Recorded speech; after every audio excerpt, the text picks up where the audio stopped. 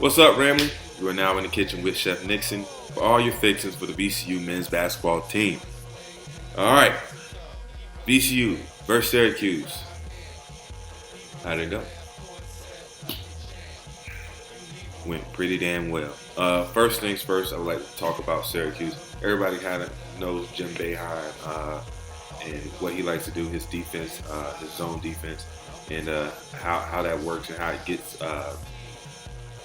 opponents to second guess shots and end up settling. Um, the biggest thing I know about this Syracuse team, I seen them play earlier this year. Uh, they're long, but they're not really as athletic as they usually are. Um, they have shooters. Of course, one of the Boeheim brothers is a really good shooter, but the other one's capable as well. They have other capable shooters, but this isn't. I don't think this would be your typical Syracuse team. Usually, Syracuse has like 6'9" guards. You know what I mean? Athletic. Um, However, they still are coached by Jim Boeheim. They still are implementing his system. They still have capable guards from shooters. They have serviceable bigs. Um, so I was kind of nervous to see how we would match up with them as far as with our offensive struggles.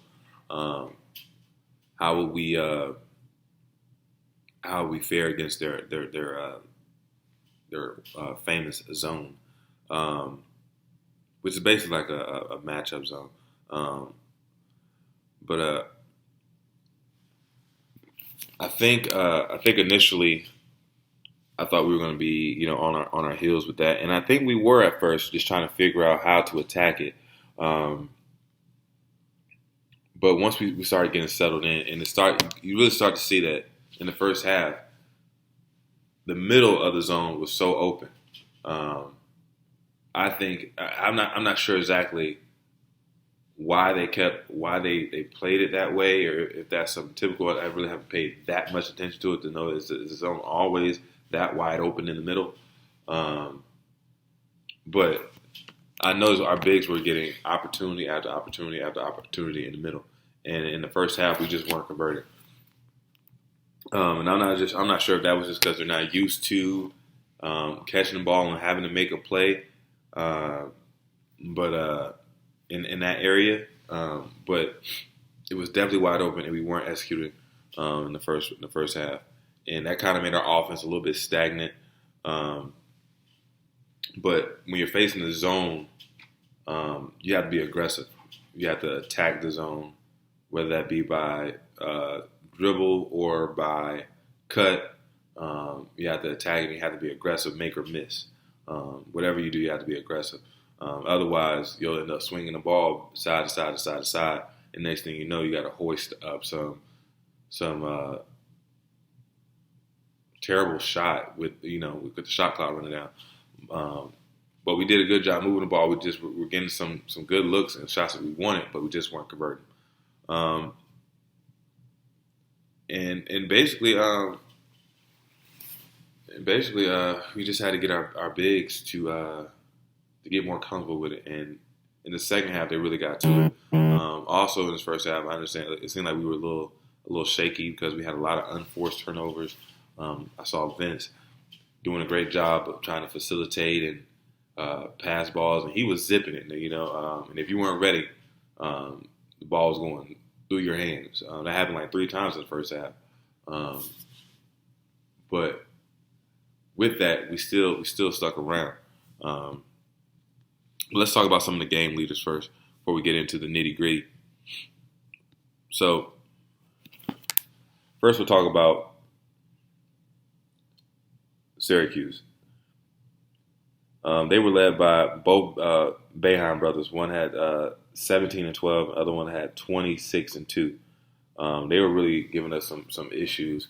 I felt like the refs were kind of looking them out a little bit at certain times because certain type of fouls they would get would just be kind of soft in my opinion. But they're both really knowledgeable players, which usually most coaches' sons are really like that. Very knowledgeable guys and know how to play the game. Um, VCU was led by a surprise Levi Stocker, who had 15, 4 and 4. Vince Williams had 4, 4, 4. Jay-Z album. Keyshawn Curry had 11, 5 and 2. Tsunami Sahones, I finally call him that because he started hitting some shots, had 12 and 3 assists. And Jay Nunn also gave us 8. So it was a well-rounded team victory, right? We all have different players contribute in different ways, and it was another moment I was really proud of because when you hear about a big name school like Syracuse, some guys can get intimidated, but we really came out there and we let it be known that we're not only can we play with y'all, but we can lock y'all up. That was very beautiful to see. So going into the second half, I knew that if we could rebound the ball, because we were forced into turnovers, we could have them taking tough shots. Kern was again added on defense. Keyshawn Curry was again added on defense. Sahonis was on it. We were really doing our thing. So I knew if we could rebound, we could definitely win the game. But if we got our bigs to be more productive on the offensive end, we could blow the game open. So the first big that I seen that was actually doing stuff to impact the offensive end in a good way, believe it or not, was Deloach. Deloach wasn't doing a lot of scoring, but he would get the ball and he would aggressively take just one or two dribbles into the paint, which made the defense collapse. And he would kick out to a shooter. And I'm not sure if he was doing that for that purpose, but just him being that aggressive, it made the defense react. And that's what you have to do on a defense. Like I said, whether it's a pass or a cut or just dribble penetration, you have to make the defense react to you and move. And so they can't just, especially in a matchup, zone, you got to make them collapse and lose sight of where their man is. Make them help down, relocate for our perimeter players, relocate to the open spot.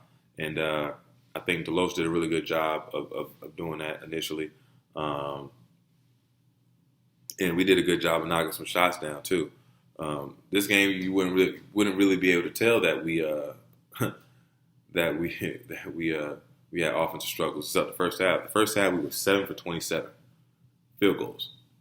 Yikes, 7 for 27. And with that, we still were getting good shots. We just were not knocking them down, right? And as a coach, I can only imagine Coach Rose being disappointed that we're not making shots, but happy with the shot selections that we were getting at the time, knowing that if we continue to get those, that they're eventually going to fall. But I think one thing that really started to open up the game was our defensive intensity. All across the board, we were on them. We were on them. I got to give a shout out to Keyshawn Curry, right? Keyshawn, I feel like he's one of those players that don't really get the acknowledgement that he deserves for his consistency with energy, his consistency with his defense. He's always guarding the best player, and his consistency with attacking and getting out in transition. Like, there's a lot of good things he does that sometimes if it's not one of his flashy dunks that you may not really pay attention to, but he does a lot to contribute to this team. And I just want to give him his flowers while he can smell them, because he deserves it. He's a very key factor to the team, and he doesn't have to score a ton of points to be effective and be impactful. So I got to give him some props for that. Now, Sahonis, I'll be remiss if I didn't talk about his second half and his comfort level. And the zone, Syracuse's zone, kind of did a thing. It kind of helped him out in a good way because he's really kind of playing out of position, playing the one spot. He's really a two, um, and being that he it wasn't necessarily him having to come up and run the play and call the offense and come off the screen and find open men.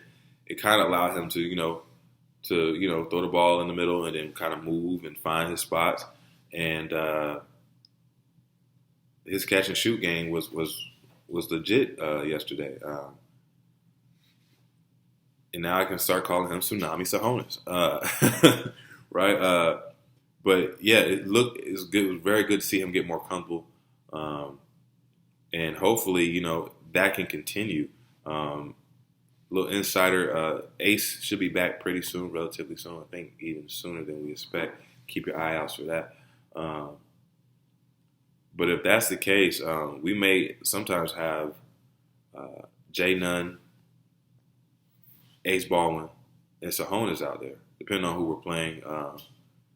And if Sahonis could continue to shoot like that and maybe just move to his natural position, he may end up being a big factor on the offensive end for us.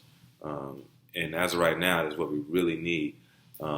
Just for our guys to get more comfortable in the offense and more comfortable in their offensive roles.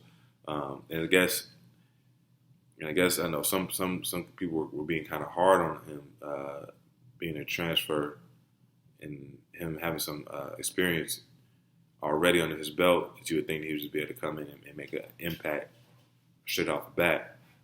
But you don't really pay attention to the fact that, there are, like much people say, positionless basketball. There still are positions, right? And I also feel as if, it's an adjustment to come to the whole different side of the United States. It's an adjustment to be in the VCU culture, which is probably way different than how it was in Washington. It's an adjustment to play a different position than what you've been accustomed to playing in a different style of basketball. You know what I mean? So it's something where I hope that this is him hitting the stride because moving forward, the non-conference play, we got Baylor up next.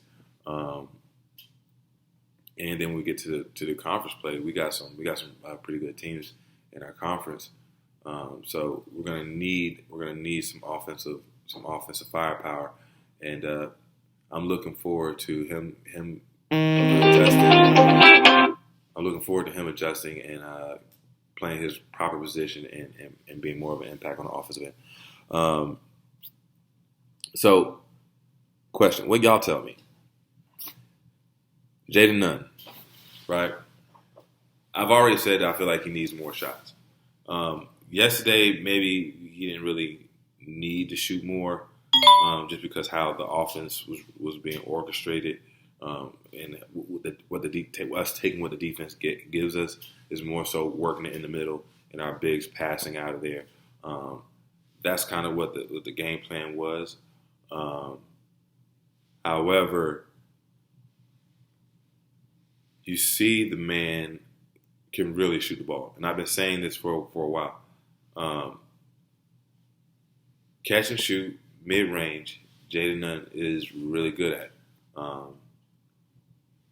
Like, I can only imagine, like, you know how certain guys you could tell the game, like, oh, he's a slasher. Or with Ace, like Ace, that he was a pass-first point guard. With Jaden Nunn, I could really tell he can, through his highlights, and I watched a couple of tapes of him, through his highlights in high school and from what I've seen in college, he can really shoot the mid-range jumper. And I'm trying to think, who was the last guard we had that really could shoot the mid-range jumper? I know Eric had the floater game. Briante was more get to the rim or catch and shoot. And I guess you would probably have to say Joey. Joey's one of the guys that could really come down and shoot mid range. I mean, Eric could do mid range, but I think Eric was more so known. Eric could do it all, but I think he's more so known for his floater game. Or maybe it's just me because I was a huge fan of his floater game. But having that mid range game is such a lost art in a sense. And I feel like Chris Paul makes a killing off that. So if Jaden Nunn can get comfortable with that, we're going to be looking really, really, really good come mid season, late season. I'm really excited to see that. So another guy who had impactful minutes yesterday, who you may not really notice in the stats. You may not notice his impact in the stats. Was Mikal Brown-Jones. He had a really, really impressive game to me yesterday. He came in, he played really physical, grabbing rebounds, running the floor, going up strong. I really appreciate that. Me and him had a conversation over the summer. It was real brief, and it was basically because he was at IG. He was at IMG. That's in Florida, school in Florida. So I thought he was a Florida boy. So I approached him like, "Hey man," he was like, "Oh no, I'm from Philly." I said, "What? You from Philly? Boy, you don't play like you from Philly." and I challenged him, "Yo, whenever you're on that court, man, play like you from Philly. Be tough. You need to be the toughest guy on the team." I really think, I don't know if that conversation translated to his play, but it should, because if he plays like that physicality, that drive, that want to get the ball, that want to rebound, that want to play defense, that be that gritty dude for us, I'm trying to tell you, one, his minutes will go up for sure. I mean, just because we would need that, and two, it would help the team tremendously. We're already a hard-nosed defensive team, and we got Kern as a guard, who's like our one of our defensive leaders, I guess you could say. And we got Vince, who's the utility man, does a little bit of everything. But we really don't have that mean guy. And I think that can be the role for Mikal Brown-Jones. And I think that will help us tremendously in the long run. So shouts out to him. Continue to progress, continue to get better, and continue to play as physical and hard as you did yesterday. Because we're definitely going to need it going against Baylor. Also, this is just some game. Before we close this out. A lot of times yesterday, we were guarding like the Boeheim brothers, and of course, we would stay in front. We would catch each move. But then they would pump fake and then pivot and pump fake. Listen, I know I used to be one for jumping too. But today's lesson is, if they are not athletic, stay on the floor. Don't leave your feet, because that's the only way they can score is by pivoting and pump faking and pivot and pivot and pivot. That's the only way. Stand your ground, wall them up, and you guys should be really, they'll end up shooting BS shots because they pivot just to get you out of position. Once you get out of position, then they have an angle to score. Stay on the ground, wall them up, and you'll be fine. We were jumping at Boeheim's jump shots way too much because they look like they can't jump over a phone book. And last but not least, I want to say thank you to the bigs. I was requesting that you guys need more from the bigs last video. I was requesting in the first half that you guys bring more to the table, and you guys sure enough delivered in the second half of this game. Continue to grow and play with each other. Pause if needed. But you guys really came through with scoring in the paint, passing from out the paint, passing to each other within the paint. Stockard, I think last night's game was the best I ever seen Stockard play. With the sweet spin move and the left hand finish, with the fake here, lob to Hassan, the post moves, the middies, That was probably the best I've seen him play. Hassan, this is for me. I hope you hear this. You are a special talent, man. You are a special talent. You have tremendous upside. Do not waste that. Don't waste that. You have a lot of potential, bro. You have a lot of potential. Make sure you get in that gym, getting that extra work up. Don't let this opportunity pass where you don't really go through and go to your full potential, bro. Don't allow that to happen, man. Don't get comfortable. Keep working. You have a lot of upside, bro. Some of the stuff you do can't be taught.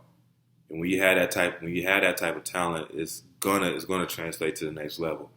But you have to put the work in. Sometimes I feel as if sometimes you're just lost out there, bro. And not in a bad way. It's just like you can be more engaged. You can be more engaged. You could talk more. You know what I'm saying? You can impact the game in other ways outside of just blocking shots and catching oops. And you have to continuously work on that because you have a tremendous upside, bro. Do not blow it. Do not blow it. So moving on from here, we got Butler today. Happy Thanksgiving to everybody, by the way. I'm sorry that's at the end of the video. But happy Thanksgiving to everybody. We have Butler today, which means our bigs are definitely going to have to come through again because Butler is a huge team. Across the board, they were a pretty damn big team. They like their guards really press up into the guards and kind of like funnel them into the bigs where the trees. So we're going to have to play some smart basketball, some physical basketball, and be able to contain or to take their pressure. And hopefully we're going to see if they can take ours. So this is going to be a gritty game, but we're going to have to be physical AF, right? We're going to have to attack intelligently, and we're going to have to defend and box out. Boxing out and rebounding is going to be a key for this game. It is going to be a key for this game. We have to keep them off the boards. And they got some big boys. So box your man out, even if you don't get the rebound. Make sure he does. You know what I mean? That's what type of game it's going to have to be. I know our defense is going to be there. We're going to show up and give them a hard time. So I'm excited to see how we perform. So everybody, happy Thanksgiving again. Eat as much as you can. Don't overdo it. But until next time, tomorrow, I'll holler at y'all. Peace.